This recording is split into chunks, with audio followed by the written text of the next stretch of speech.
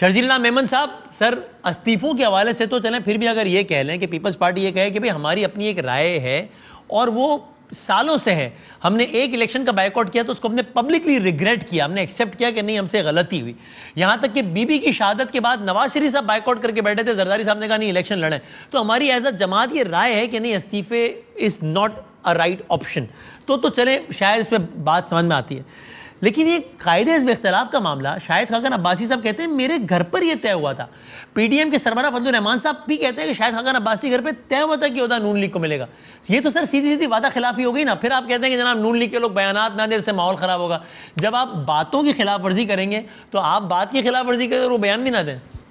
बिस्मिल्लाह, शुक्रिया वसीम साहब, आपके मैंने इंट्रो देखा पूरा।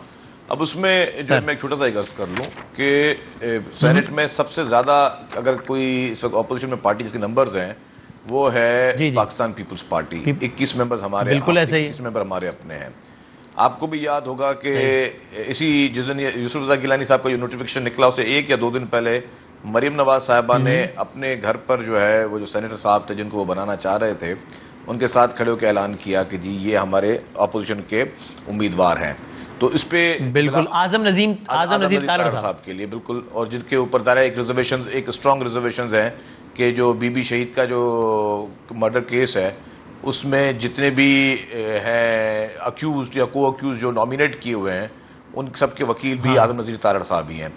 तो ये एक स्ट्रॉन्ग जो है वो रिजर्वेशन है पीपल्स पार्टी को। और नून लीग ये कहती है कि पीपल्स पार्टी ने कभी इस रिजर्वेशन का इजहार ही नहीं किया। हमसे बात तो करते इस बारे में कि भाई हमें बंदा काबिल कबूल नहीं आपने तो वो भी तो पहले किसी पीडीएम की मीटिंग में नाम कभी उन्होंने प्रपोज किया। आपने हमेशा पीडीएम की हर मीटिंग की एक एक खबर जो है वो जराए के तौर पे वो टीवी चैनल्स पे आती है। कभी आपने सुना था आजम नजीर तारड़ का नाम साहब का जो नाम है वो मरीम नवाज साहब ने जो 2 दिन पहले अनाउंस किया उससे पहले कभी कोई किसी मीटिंग में कभी ज़ेरे बहस आया हो या कहीं डिस्कशन में? तो जब अनाउंस कर दिया था फिर आप बात कर लेते हैं उनसे कि भाई ये बंदा हमें काबिल कबूल नहीं है, किसके बजाय कोई और लगाए तो हम मान जाएंगे। आप अपने मुंह अपने घर पे कोई किसी उम्मीदवार को नामजद करते हैं, अनाउंस करते हैं, तो फिर हमारा भी ये इख्तियार है कि जी हम अपने घर पे बैठकर अपने किसी कैंडिडेट का नाम अनाउंस करके और बताएं जी। सर लेकिन जब शाहिद खाकान साहब के घर पर ये तय हो गया कि ऑपोजिशन लीडर नून लीग का होगा तो फिर उनका राइट है ना कि अपने सफों में से किसी बंदे को बनाए। फिर अगर आपको इतराज हो तो आप कहें नहीं यार ये बंदा काबिल कबूल नहीं है। किसी भी प्रेस रिलीज में या किसी ऐलान में सुना कि जी ऑपोजिशन लीडर के लिए शाहिद खाकान अब्बासी साहब के घर पे कोई नाम अनाउंस हुआ है या ये अनाउंस हुआ है कि इस पार्टी को जो है वो मिलेगा? ये तो कहीं पे नहीं। हर बात जो तय होती है उसकी प्रेस रिलीज तो नहीं आई है ना। बिल्कुल आती है जी। आप देखेंगे पीडीएम के बाकायदा प्रेस कॉन्फ्रेंस होती है मीटिंग के बाद या एलामिया जारी होते हैं किसी। तो आप कह रहे हैं ये तय ही, ये बात कहना ही गलत है क्या? ये तय हो गया था कि जनाब chairman senate Peoples Party deputy जो है वो मौलाना साहब की पार्टी का बंदा और अपोजिशन लीडर का, ये कहना ही गलत है, तय ही नहीं हुआ। बिल्कुल नहीं। और उसमें एक और चीज़ बता दूं, अगर आपको याद हो जब बिलावल साहब ने सेकंड उसी दिन प्रेस कॉन्फ्रेंस की थी और उन्होंने ये बड़े वसूख के साथ कहा था कि अगर कोई किसी का ये इरादा था तो मुझसे मतलब बिलावल साहब से पीडीएम के सरबराह मौलाना फजलुर रहमान साहब या मरीम नवाज साहिबा रब्ता करते तो डेफिनेटली जो है उस पर बातचीत हो सकती थी।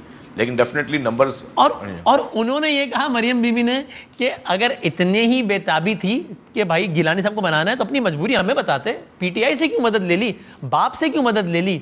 हम नवाज शरीफ कहते चलो नवाज शरीफ ने वोट देता कि बना लो। देखिए जी पीटीआई से कोई मदद नहीं, लेकिन मैं आपको छोटी सी बात बताऊं, अगर आपको याद हो कि अभी सिंध में ताज़ा ही सेनेट का इलेक्शन हुआ था तो सेनेट के हम सबसे वोट लिए थे ना। हमने हमारे टोटल मेंबर जो 99 थे हमें वोट 106 107 पड़े, तो हमने सारी पार्टियों से वोट लिए। इसी तरीके से नेशनल असेंबली में भी वोट लिए। तो अगर आप असेंबली में बैठकर, पॉलिटिक्स का मकसद ही है कि असेंबली में बैठ के आप दूसरे मेंबरों को कन्विंस करते हैं कि जी आप हमें वोट दें, हमारे बेंचेस पे आके बैठें। तो इसी तरह पीपल्स पार्टी ने सेनेट में जो है वो जो कुछ मेंबर्स थे उनको कन्विंस किया कि जी आप हमारे साथ ऑपोजिशन में आके बैठे। This is the politics. ठीक है, चले मैं इसमें दोबारा भी आता हूँ, इस बड़ी इंटरेस्टिंग बातें हैं और मैं करता हूँ।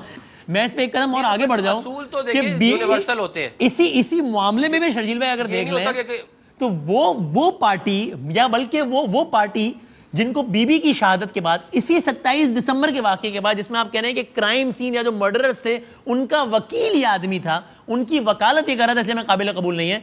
सरकार 28 दिसंबर को शर्जील साहब आपने जिनको कातिल नहीं कहा कि ये यानी कातिल है बीबी के, आपने कहा, मैंने नहीं कहा, आपने उनको डिप्टी वजीर आजम बनाया। तो जिनको कातिल कहें वो डिप्टी वजीर आजम बन सकते हैं, जो वकील हो वो अपोजिशन लीडर नहीं बन सकता। शर्जील साहब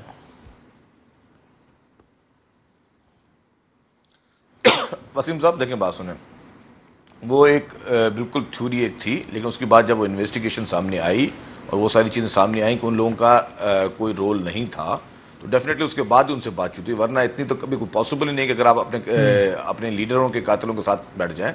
एक खदशात शुरू में थे और खदशात की बुनियाद पे वो बात की गई थी, लेकिन बाद में जब वो सारी चीज़ें क्लियर हुई, वो तो इस तरह, अगर मैं इस हिस्ट्री को और पीछे ले जाऊँ तो मियाँ साहब की, तो मैं खैर अभी सेनेटर साहब से मैं ज़्यादा इस चीज़ में नहीं उलझना चाह रहा, क्योंकि हम अभी भी, हमारी कोशिश ये है कि हम चाहते हैं कि ये इत्तेहाद कायम रहे, लेकिन जो इस वक्त PMLN का रवैया पिछले 3 दिनों से है, वो रवैया बहुत एग्रेसिव है और मैं समझता हूँ इमेच्योर किस्म का रवैया है।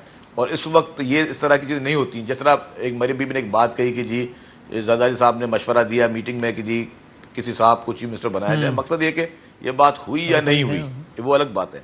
इस तरह आपने अगर प्राइवेट मीटिंग्स की या इस तरह की किसी मीटिंग्स की बातें अगर आपने टीवी चैनल्स पे आके करनी है, अच्छा, तो मुझे एक बात बता चलिए, यानी अगर आजम रहीम तारड़ साहब के अलावा कोई बंदा नॉमिनेटेड होता उनकी तरफ से, तो फिर इम्कान था कि उनका अपोजिशन लीडर बन जाता, फिर आप हेल्प करते शायद? देखिए वसीम साहब, मैं आपको एक छोटा सा फार्मूला बता दूं। गिलानी साहब को अगर नॉमिनेट किया गया चेयरमैन के लिए, तो PDM की बाकायदा मीटिंग में किसी नाम पर इत्तफाक हुआ, बातचीत हुई। यहाँ पे इस तरह नहीं चल रहा। आपने खुद देखा कि ये तो क्या, तो किसी मीटिंग के बाद कोई मीटिंग हुई हो PDM की, उसके बाद मरीम नवाज साहिबा या शाहिद खान अब्बासी साहब आके कोई प्रेस कॉन्फ्रेंस करते या बोलते जी ये PDM में तय हुआ है। हुआ क्या कि जी अचानक देखा गया कि रायवंड से बाहर मरीम नवाज साहिबा ने मीडिया से बात की और कहा जी आजम रज़ीक तारड़ साहब हमारे उम्मीदवार हैं। हमारे उम्मीदवार मतलब वो PMLN को उम्मीदवार अनाउंस कर रही है ना। नहीं, लेकिन उससे पहले मरियम बीबी तवातुर के साथ कह चुकी है कि इस पर तो बहस की जरूरत ही नहीं है, इसलिए कि ये तय हो गया था कि PDM के इजलास में कि चेयरमैन इनका, डिप्टी इनका और अपोजिशन लीडर हमारा होगा, और ये तय नहीं हुआ था कि कोई जीत गया तो फिर फॉर्मूले में चेंज होगा या कोई हार गया तो फॉर्मूला चेंज होगा। उसके बाद मरियम बीबी ने अपना बंदा अनाउंस किया। तो ये कहना ठीक नहीं होगा कि one fine day she came in front of camera and said कि हमारा बंदा बनेगा। मैं इसमें बहुत बड़ा ग्रे एरिया है। अगर ये तय हो गया कि जी चेयरमैन पीपुल्स पार्टी का होगा और अपोजिशन लीडर हमारा होगा, तो ऐसे कभी पॉसिबल है कि जिस पार्टी का चेयरमैन हो और उसी पार्टी का अपोजिशन लीडर हो, मतलब वो पार्टी ट्रेजरी बेंचेस पे भी बैठेगी और अपोजिशन बेंचेस पे भी बैठेगी। ये कह रही थी ना कि तय हुआ था कि चेयरमैन पीपल्स पार्टी का, डिप्टी JUI फे का और अपोजिशन लीडर नून का होगा। उन्होंने कहा ये तय हो गया। हाँ, अच्छा, ये कैसे होगा? मैं आपसे थोड़ा पूछने की कोशिश कर रहा हूँ। मिसाल के तौर पर अगर वो जो गिलानी साहब को जिस तरह जबरदस्ती हराया गया है, गिलानी साहब नहीं हारते और गिलानी साहब चेयरमैन हो जाते, तो ये सारे तो क्यों ना होता? यानी किसी ऑपोजिशन पार्टी का बंदा चेयरमैन सेनेट बन सकता है, क्यों नहीं बन सकता? ऑपोजिशन पार्टी का बंदा हाउस का चेयरमैन नहीं बन सकता है? नहीं, ऑपोजिशन पार्टी का बंदा हाउस का चेयरमैन ऑपोजिशन पार्टी का बंदा बन सकता है, लेकिन उस वक्त सेनेट में तो लीडर ऑफ द हाउस जो है, अगर आपको मेजॉरिटी हो तो लीडर ऑफ द हाउस आपका है ना। यानी आप ये कह रहे हैं कि टेक्निकली गवर्नमेंट का होता है leader of the house, majority ना भी हो तब भी। मैं वही कह रहा हूं कि लीडर ऑफ द हाउस थोड़ी बन गए थे। अगर गिलानी साहब अगर बन जाते तो चेयरमैन बनते ना, लीडर ऑफ द हाउस थोड़ी बनते कि जो उनका लीडर ऑपोजिशन नहीं हो सकता था। आई नो, लेकिन आप अगर PDM जो है वो अगर अपना चेयरमैन मुंतखब करवा रही है तो ऑपोजिशन लीडर के लिए उस वक्त कुछ तय नहीं हुआ था, कह रहे हैं तो नहीं हुई थी। ठीक है, चलें आप अगर क्योंकि नहीं देखें बात सुनिए, जब इसकी अनाउंसमेंट आई थी PDM के बाद, वसीम साहब जब उसकी अनाउंसमेंट आई थी PDM के बाद, मैं फिर उसको रिफ्रेश करता हूँ सारी बात, कंफ्यूजन हो रही है।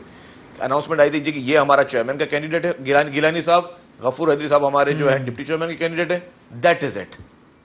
उसमें कोई अनाउंसमेंट आपने सुनी थी कि जो ऑपोजिशन लीडर के लिए हम आप कहने करते हैं हुआ, तो जब ये दो अनाउंसमेंट हो गई थी तो ये तीसरी अनाउंसमेंट भी हो जाती। ठीक है, फारूक हबीब साहब आवाज आ रही है? अस्सलाम वालेकुम जी। वाली